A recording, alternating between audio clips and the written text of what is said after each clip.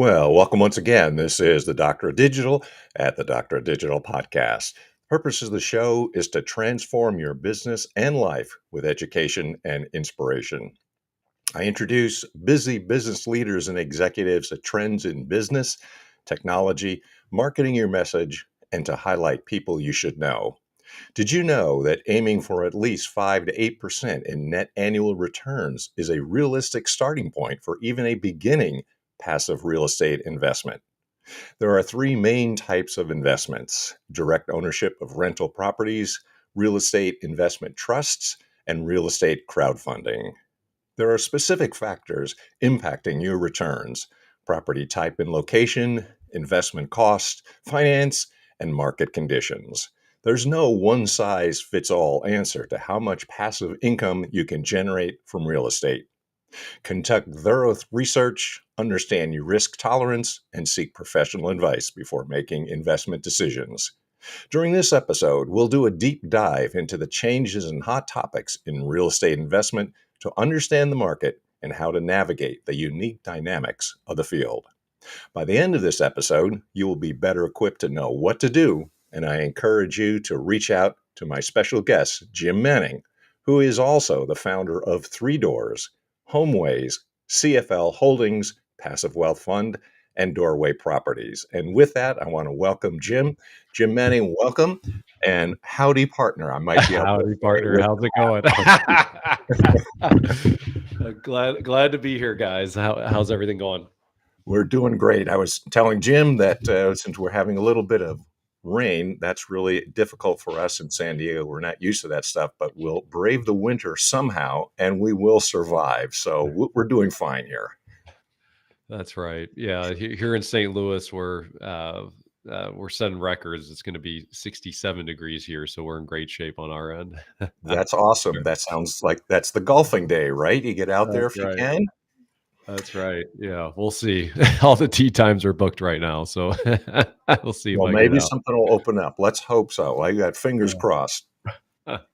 Jim, one of the things I wanted to ask you about, because I think knowing a little bit about your background, you said something which I think would catch a lot of people's eye. Could you tell us a little about your first job and actually what you did and how you got into the field that you are these days? Oh yeah, absolutely. So I worked for a self-made billionaire. This was in 2006 when the market was tanking and the economy was tanking, and I got a freelance job working for the self-made billionaire for a couple weeks. And all we were doing was we were putting labels on bottles of wine. And this guy had so much wealth that at one point I had over 200 grand in my hands, and it took me 2 weeks of taking a bottle out and then printing out a label and then putting the label on and putting it back in, right? Wow. And I really started. I idolized this guy as a 22-year-old. He had the gorgeous girlfriend, the penthouse, Sure. the house, the lake house. He had everything, and he was a self-made billionaire. And Hmm. I really that really gave me such a great experience, because it was like, wow, this guy is what you can achieve as an American. Yeah. Like he wasn't given anything. Like, I'm from a middle class family, which is a huge blessing, because I didn't enter into the work world with any debt. But I certainly wasn't born with a silver spoon, where I was gifted a lot as well, right? Right. Sure. So that really sparked something entrepreneurial in me. Like, wow, like, well, he's just a guy, he eats just like I do. He puts one pant leg on at a time like I do. So maybe I should do something like that. But on the flip side of that, as I got to know him, at first I was idolizing him, and then I started to realize, as the onion peeled back, that he was absolutely miserable. His daughters wouldn't talk to him, and his wife wouldn't talk to him either. Um, and then I thought, like, well, what a tragedy to have someone that's Sure. achieved the pinnacle of business success Hmm. at the cost of his personal life and his contentment and how much he was able to enjoy life. So that was, as a 22-year-old, that to be given that gift of perspective of what, not only what's possible, but what the cost is of what's possible, Yeah. really had a dramatic impact on my life. And And so then I got in the corporate America job at a reinsurance company for about 18 months. Just realized, okay, I'm not going to make it big and do amazing things working for for that route. Like that's not going to be what's best for me. And then I decided I started studying in different investment opportunities and got into real estate in 2007. Gosh, it's been over 17 years now, and haven't looked back since. Oh gosh, 30 we're over 3,500 deals now on the investment side of things. And yeah, like you introduced it, there's 5 real estate companies that I founded now, and 4 of which really run without me. And I get to just do silly things like wear cowboy hats and hang out with people and make new friends. No. Really mature, though, I'd say, for a 22-year-old to understand and both be inspired, but also have the perspective of seeing that there's more to life than just having like financial success, because sometimes there's a cost for the financial success. So I'm curious now, since you've been in the field for about 17 years or Yeah. so and seen a lot of changes, what would you say are some of the changes that have been most significant over the course of your career? Oh man, what a great question. So, one of the things that I've learned from a business perspective is that there's markets of the moment. Oh, And I'll speak real estate here, but you can apply it to like any industry. okay. Like when I first started out, short sales were the market of the moment. And what a short sale was you talked to a bank and you said, "Hey, this homeowner is underwater. They owe you $100,000, but it's only worth $50,000. Are you okay with selling the property short of the loan amount?" And you Okay. negotiated and everything like that. If you talk to a realtor that's only been in for like the last 5 years and you ask them what a short sale is, they like, oh, I sort of know, but Yeah. they don't, because short Right. sales really aren't a thing anymore with all the equity that everyone has, right? Okay. So we've had to transform our business and kind of flow along with where the market of the moment is. In every market, there's been opportunities. Every market, there's been thing money to be made. It's just a matter of not being so stuck in our ways. And if we were only doing short sales right now, my goodness, I mean, it would be a very difficult business model to be running. So you're saying that it's probably knowing and being adept enough to watch the market conditions and knowing how to adjust and when to adjust. I mean, or timing and also being observant about what is actually happening in the market. Yeah, and the other interesting thing is, so when I got into real estate in 2007, I had people like my parents didn't like it. They tried to put a lot of fear in me, and then I had other people say like, "Are you crazy? Like real estate right now in 2007?" Yeah. And I said, "Well, you know what? I want to be greedy when other people are fearful. I want to be Mhm. fearful when other people are greedy. I want to go against the grain." And so when Mhm. the market does swing back up, I can go on a run because I'll actually know what I'm doing at that point, I see. not have the market already be ready to rock and roll and have me trying to figure it out.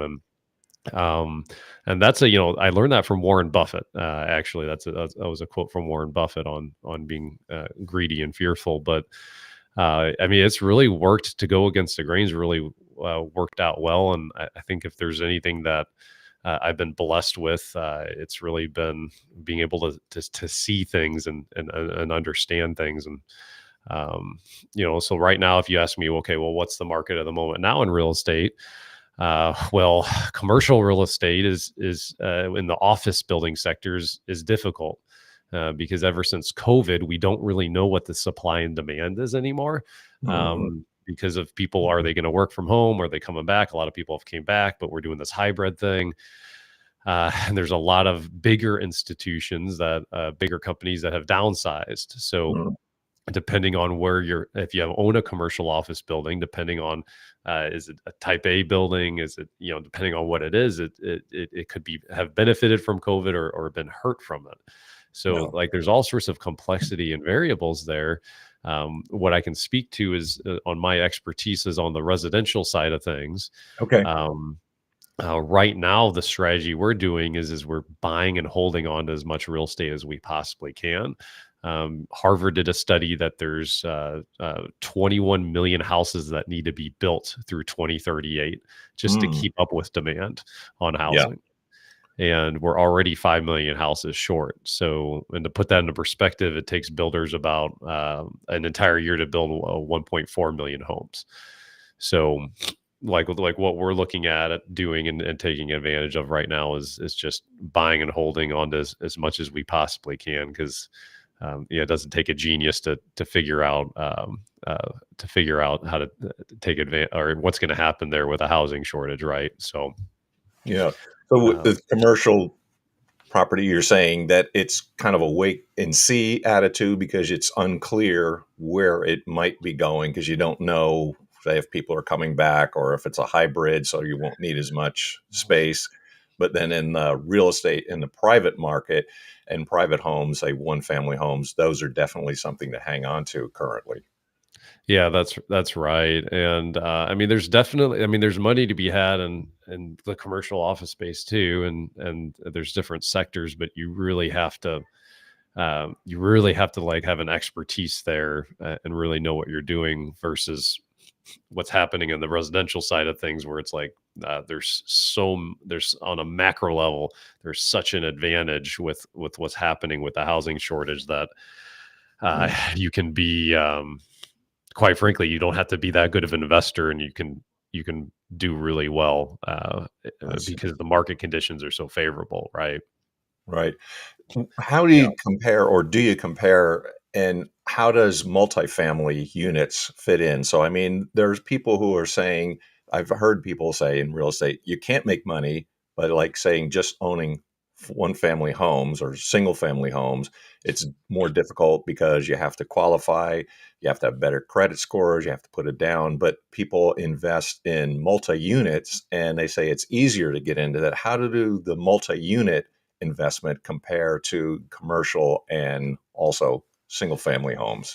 Yeah, that's a good question. I mean, when you listen to a lot of these podcasts, it is important to know like what an individual's expertise is. I think a lot of it comes down to execution. If you are gifted and you really know like apartment complex as well, there's an opportunity there to execute and make some good money. Um, on our side of things, our expertise lies in the single family realm. Like that's where we've done the 3,500 deals. That's what we know. Mm, Um, and we really like the macro, what's going on with the housing shortage. So, like for me to uh, switch strategies and get into something else, like is probably going to cost me a lot of money to do it. But that doesn't mhm. mean like someone listening doesn't already have the knowledge or doesn't already Right. have that expertise where that wouldn't necessarily make sense. So um, so I mean, I'd say both can work, and they can work at a really good level, just depending on who the team is and who you're working with. Right, and that's probably key, right? So, I mean, there's a maybe a disadvantage with multi-unit properties because I think you have to deal with other people for one thing and get the financing. You have to know about these opportunities, and so there are certain things, there's certain limitations for a person to get into that in the first place. And that's, I think that's what you're Yeah, saying as well too. You have to have the expertise first of all, and for your business probably doesn't make sense because I well, see time and expense is worth it a lot for you. yeah, yeah, and there's so the expertise has to exist. Now, the good news though is like if you have the right people on the team, it can be someone else's expertise. Like it doesn't necessarily have to like be your own expertise. It just has to be Mhm. someone that's trustworthy, that knows what the heck they're doing, and has a the ability to execute on the plan as well. So that would be like the only caveat with what you said there, Nick. Uh, that I would say on that. Yeah, and is there different levels of investment? I mean, say usually I'm talking with people on podcasts that are business leaders, so I'm going to say they have a fair amount of money, they have some disposable income. But is there a difference when people are investing? I mean, is it good for an early investor, someone in mid-career, someone who wants passive income as an older person? Like, is there a type, or is there a kind of a person that's a good prospect for investing?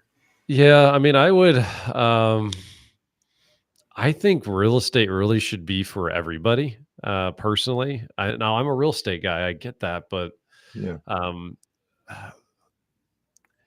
I had a a moment with my dad, actually.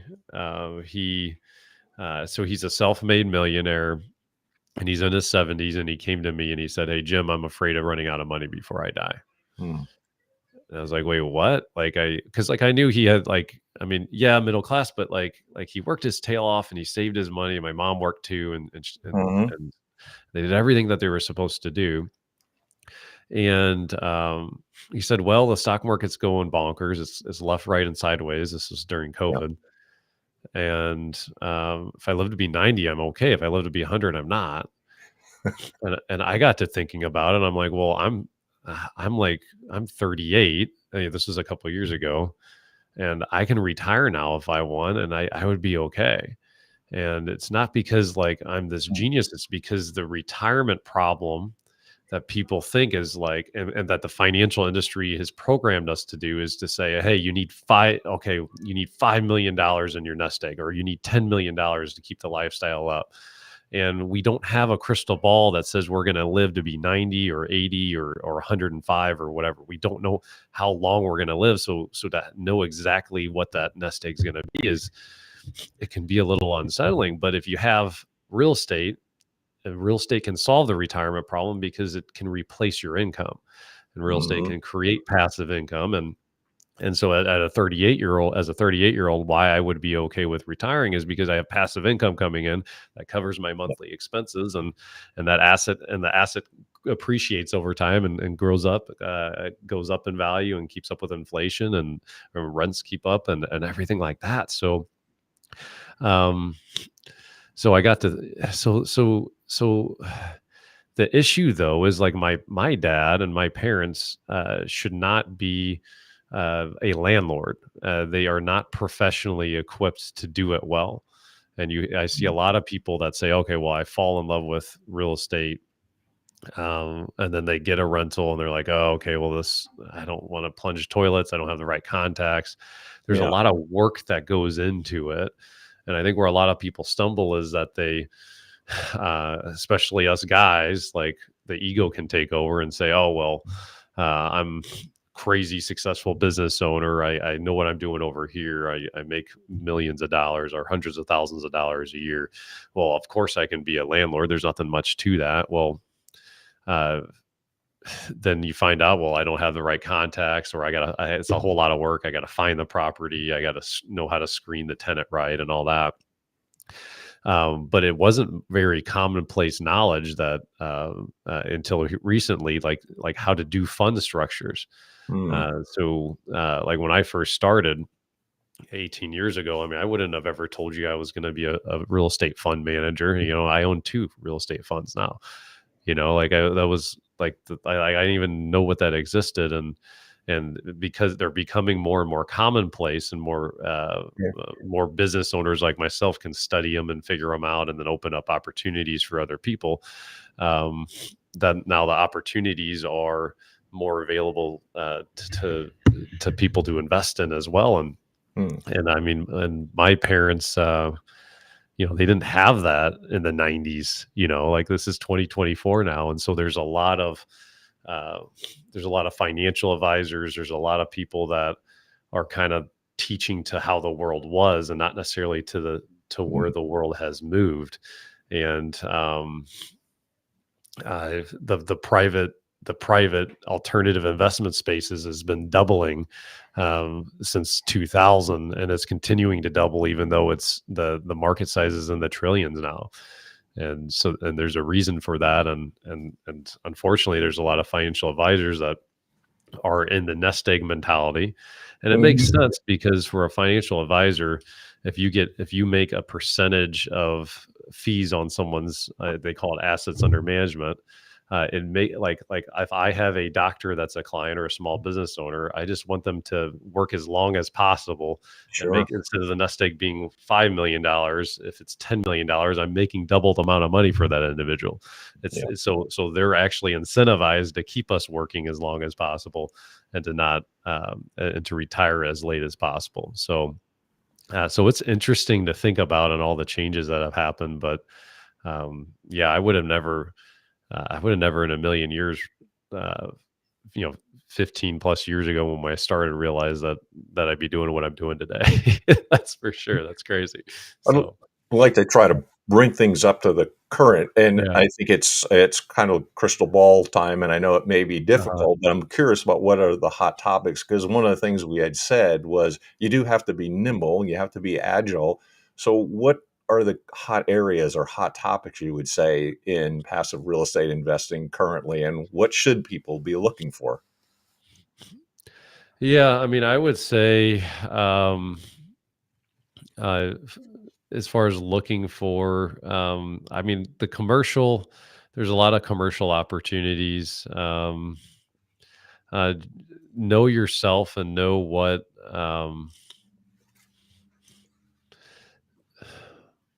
should they be looking for? I mean, it's helpful to know, like, what percentage of your net worth that you wanna invest into different vehicles. Because, I mean, you could have 100% of your net worth into real estate and have and still be crazy diversified, because you could get storage units, you could get, apartment complexes, you could get single family real estate, which is what we do. You can do debt investments, you can do equity investments. Um, so it really varies quite a bit. But like, to me, what's always worked for me is I need to find somebody that I really know, like, and trust, that has a really good strategy that lines up and that's not fighting the market. So I mean, I mentioned some of the. It's like, so selling a single family house. I had when I first started, I didn't use common sense. Like, one time we bought a big red barn, and I tried to value it as if it was a normal ranch. And Oh, what I didn't realize was, well, this was a family home. A family's going to live in it. And there's not many women that want to live in a big red barn. So if you analyze it based on price per square foot, there's going to be a lot of people that say no to it, right? yeah. So in that case, like the big red barn, it was a negative. So Mhm. so when you're looking at investment opportunities, like, are there negatives that are hurting the strategy, Right. or are there positives? So like, I'll just say it again because I already said it, but like, in single family real estate, like, the housing shortage is just a massive positive, like a plus on the investing side. That's easy to understand. It's easy to get that. Wow, this is a great opportunity right now. Um, so like, yeah, so what's worked for me on the investment side is just Yeah. trying to use a little bit of common sense and make sure that I really understand the investment. I had someone that pitched me a oil a oil deal, and Mm. I ended up not investing in it because I just didn't quite understand it. And then I find out 18 months later that $500 million was raised and ended up being a Ponzi scheme. Like, they were paying these crazy returns from new capital that were coming into the old investors, and the whole thing ended up falling apart, and it ended up just being a big old scam.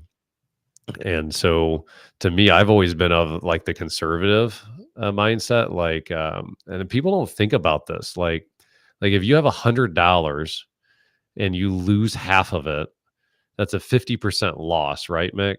Yeah. If you what then to get break even, it takes 100% return. You have to double your $50 just to get back to break Exactly. even. Right. So I've always really been of the mindset of, okay, I want to start with very conservative, predictable foundation for my net worth on, Okay. and get a solid rock of real estate. Mhm. So get that set up first, and then now I can branch out. And if I want to try and get like crazy high return deals, or do like a value add type of investment that's like really high risk, but it could give me a really good return, fantastic. Like a couple years ago, I invested into a pharmaceutical company that could get me 100x return, or it could go belly up and bankrupt. Yeah. And I don't care either way because I already have the foundation of my net worth set up, right? Yeah. Um, so that's just a little bit on my philosophy and how I like to look at things. Hopefully I did an okay job with your question there, Mike. Yeah, and it's kind of interesting. I go, what everybody will tell you about real estate, right? It's the classic thing. It's like, what is real estate? It's location, location, location. But I was thinking when we were talking about the barn example, now knowing some markets in some areas of the country, because I lived in Pennsylvania for 25 years, I go, actually, a Yeah. barn is a good investment there, but you would have to know that.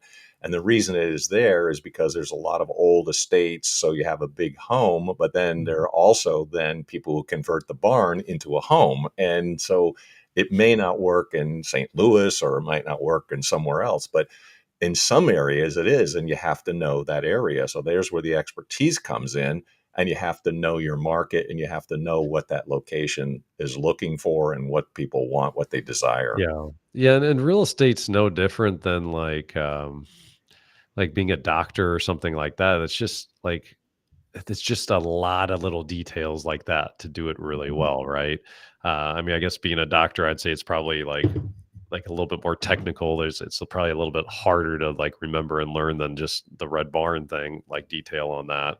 But real estate has a breadth of there's like thousands and thousands of little things like that that they all add up. They all take time to learn, and really like the thing I learned from the billionaire is to judge success by what you gave up to get it.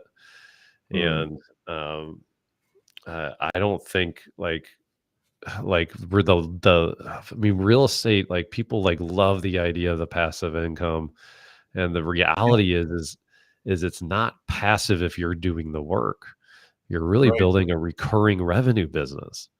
In a Yeah. recurring revenue business, like if you're the one that's being the landlord and you're putting the money in, that's fantastic. Like that's what I am. I'm an active investor. My team makes Mm, it passive for other people, but I actually actively have to do it. There's nothing wrong with that, but just know what you're getting yourself into. And people watch TV and then they'll buy the first rental or two, or they'll talk about doing it for years because they conceptually love that financial freedom idea, and then it just doesn't seem to happen because of all mhm. the work that all the work that's required. So as a guy, like we want to think we can do everything or should do everything, but Right. there's these fund structures now out there that you can have experts do it for you. And I mean, I get jealous. Like I'm looking at how successful the last 12 months has been on what we have going on.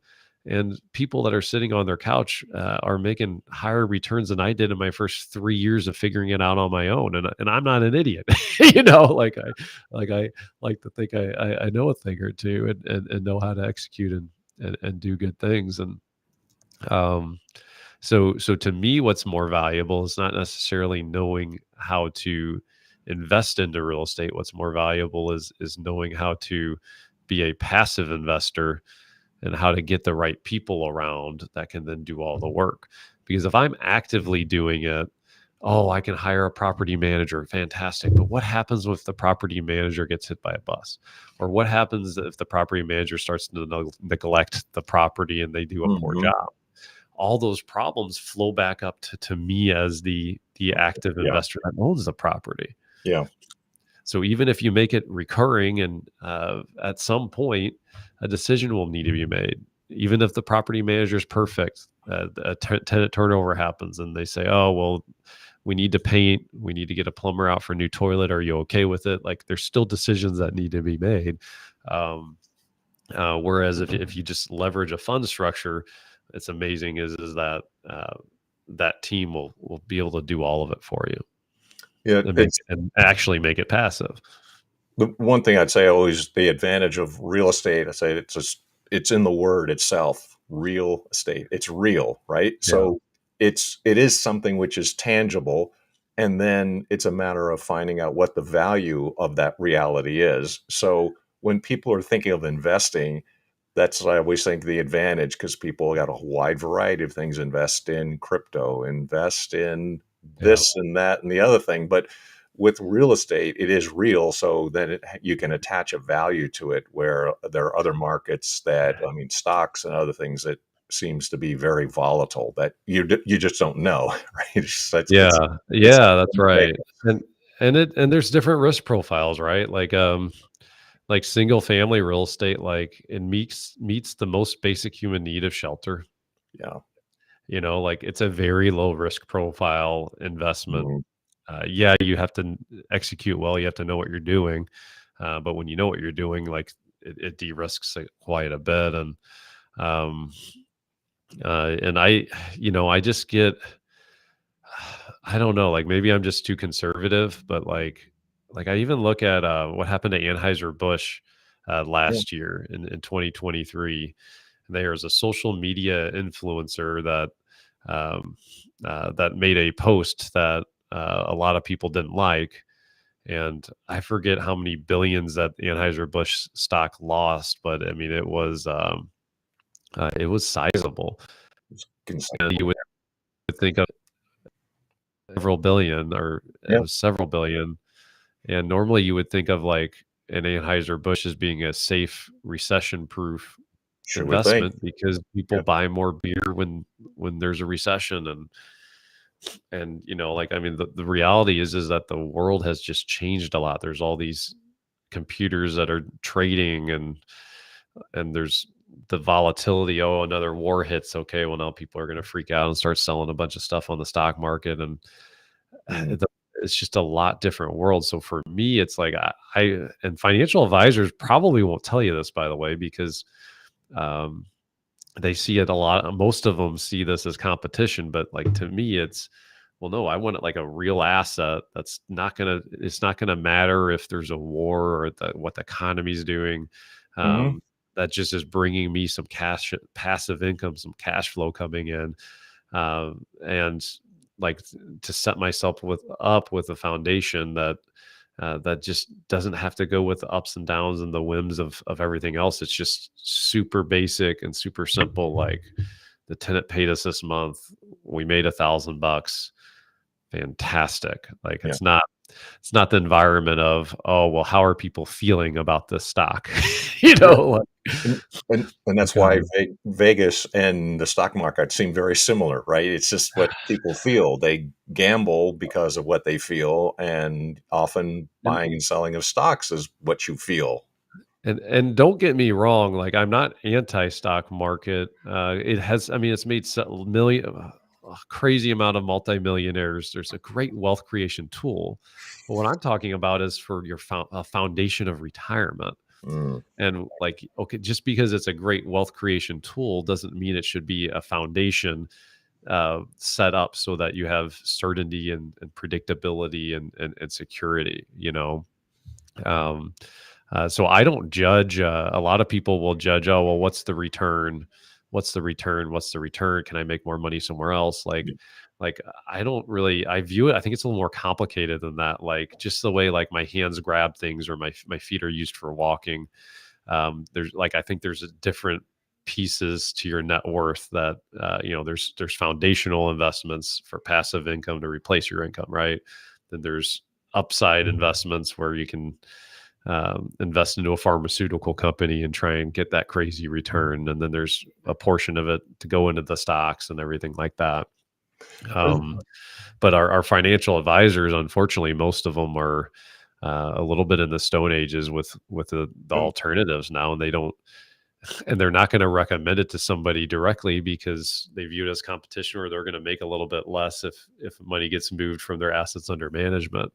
They're actually biased on this one, a lot of the time. Now, not all of them are. There are some that are very open to it, but I found a lot of people resisting to this, and it's unfortunate because it's the market of the moment. I mean, it's there's a whole trend going to these alternatives um, that everyone really, in my opinion, should be thinking about.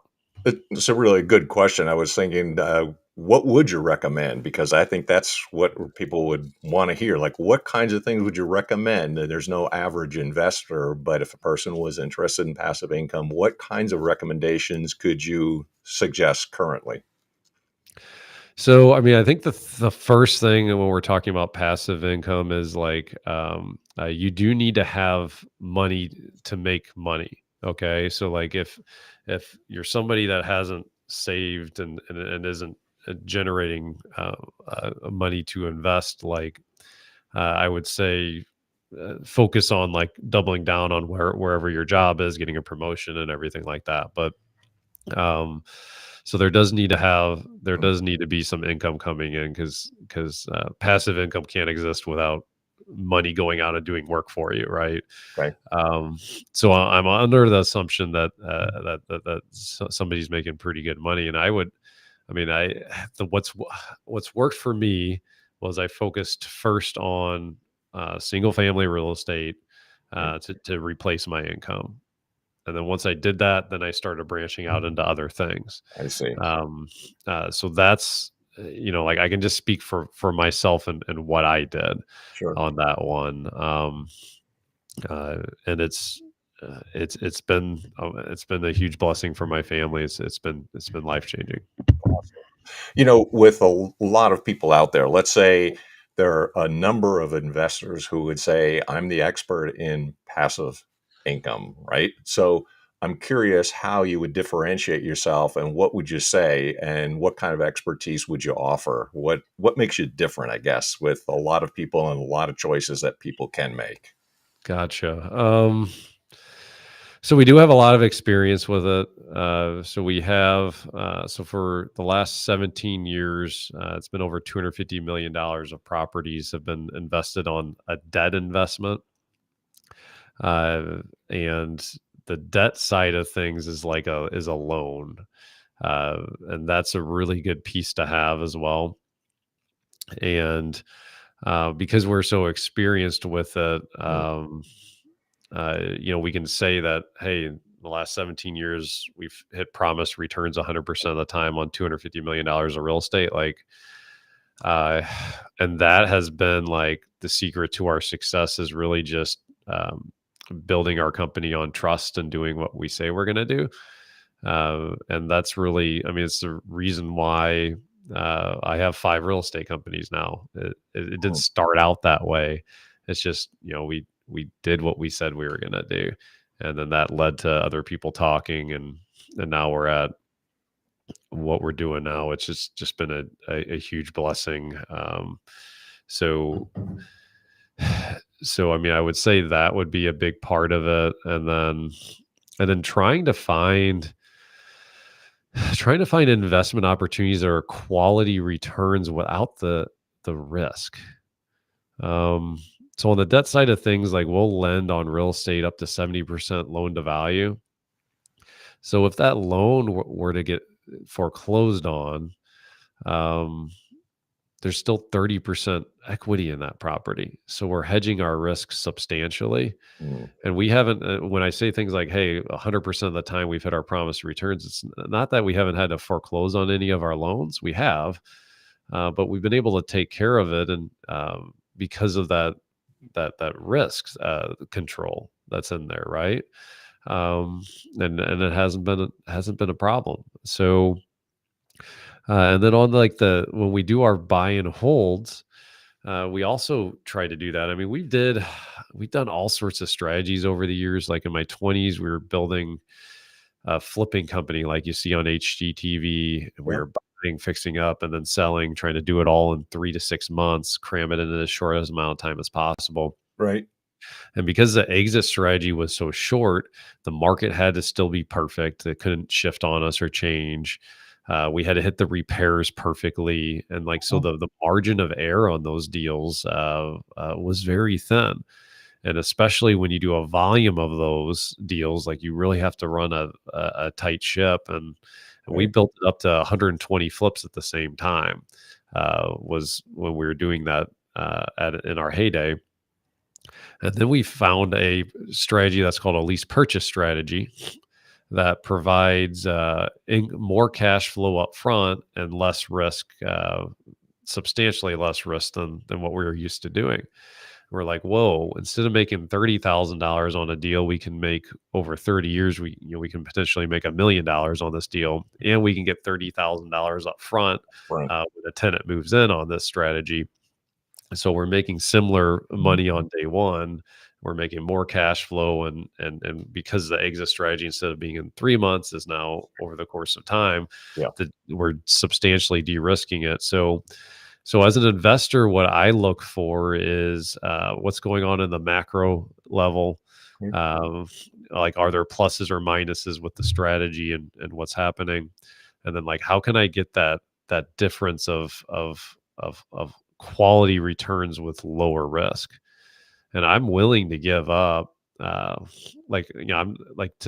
willing to give up like upside on returns if it allows me to lower the risk. Okay. Um, and in part because of what I shared earlier on, hey, if you lose money, then you have to double it just to get back to break even, right? So I mean, Sure. I would much rather have a solid 12 to 15% return all day, when in a very predictable way, than go after a 30% return that I may hit, or I may lose everything. Um, so that's really what's worked for me on that, is doing that. It sounds, you got the credibility, the experience, you got the Yeah. numbers. I mean, a lot of those things are really helpful, and especially having a conservative approach to it, that you are really looking out for the Yeah. person who wants to get in the field and also to assist you. So I'm curious then how people can reach out to you. So are you only working with people in St. Louis, or do you have enough of a cowboy hat to stretch out outside of St. Louis? And how do people get Yeah, hold of you? yeah. So right now in our equity fund, we have 64 partners. We're getting ready to close it out to new people um, here in the next couple months, and so we do have some room right now. Uh, so what I've done is, uh, if you go to jimmanning.com, that's my name, jimmanning.com. I have a bunch of resources on there. If you want to talk to us on like the fun stuff, and see if that's a fit, we can absolutely do that. And the reality is, like, I mean, I can uh, drive 10 minutes and run into people with a ton of capital to invest. Uh, and it can take me 6 months to put together some of these deals, right? So I wanted to be a bigger resource for people than just like if we have deals available, because we're not always going to have deals available, guys. Right now we do, but if you're listening to this on recording, we may not even have a deal available. So what I did was I created a resource called Passive Profits, and it's a step-by-step guide to your first real estate fund investment. Right.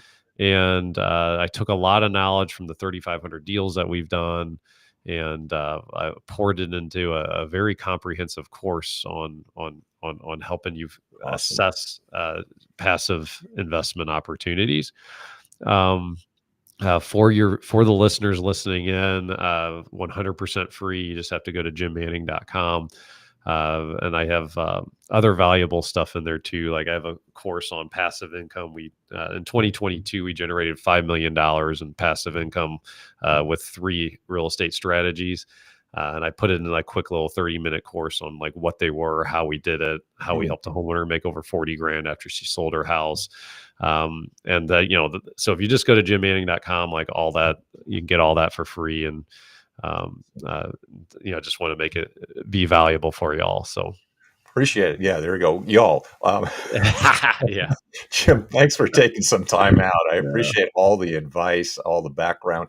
Got an interesting story, and I think it really helps out for people to hear. And how do you get into this whole thing? And people have heard passive income. What do they do? Who do they need to speak to? So thanks for taking some time out. I appreciate all the time and the expertise that you shared with us. all right. Thanks for having me, guys. Take care. You bet. So, if you like what you're hearing, hopefully you do, and we got some more exciting guests coming on, like Jim. Make sure that you will like, subscribe, share, and positively review the Doctor Digital podcast, especially on Apple Podcasts. That helps keeps things coming and keeps coming your way, so it keeps the episodes running one after the other. So, until next time, thanks for listening. And for this time,